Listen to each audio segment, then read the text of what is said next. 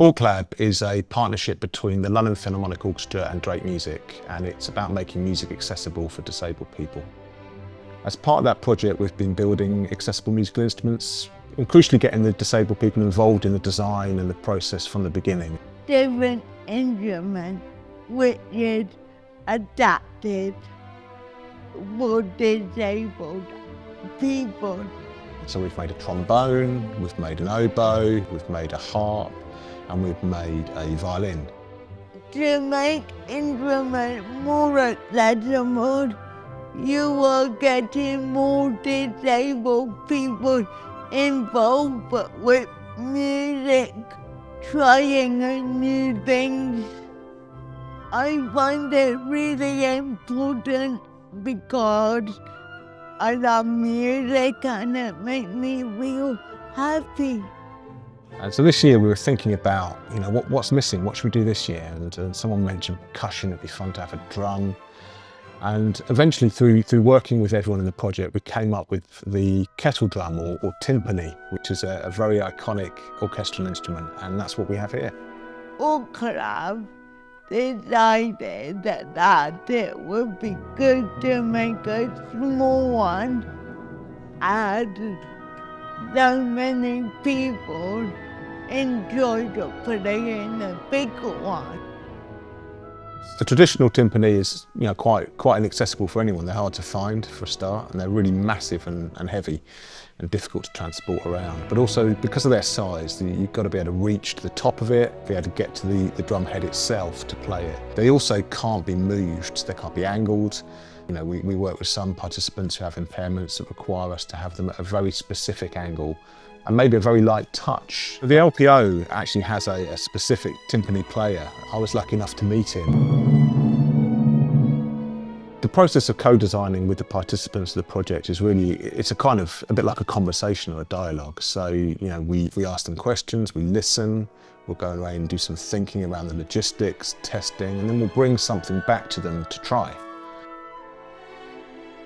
I built the first prototype bearing all this in mind in early summer and took that to a session to test it with some participants there.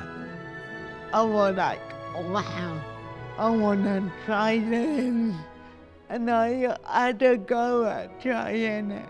This is the original one. This is the first one that we made. This was the original prototype. And as part of the feedback we got from the participants, it became clear that we really needed two. So actually, something that was very challenging was finding a matching vintage lampshade. I am using 2 sticks, one on each sympathy, or I can use 2 on one, or depending on what I want to do. You are surprised with a bigger sound. As well as you play it with my stick, I can play it with my hands, and I am gonna demonstrate.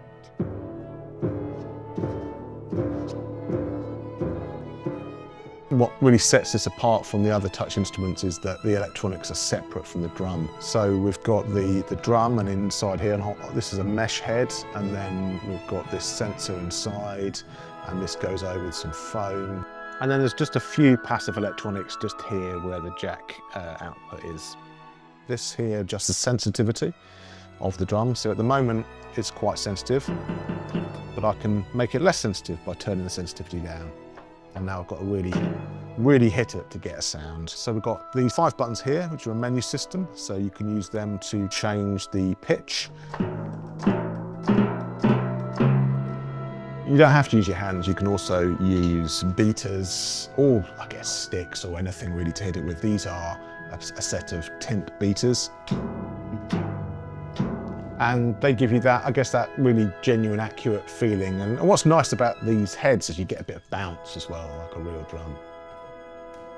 I get lost in the doing. And so it was a real joy to see people just enjoying the noise. It's a big noisy thing. You get to make a lot of noise with it and hit it. And because it's a drum, you can just bang it with the sticks.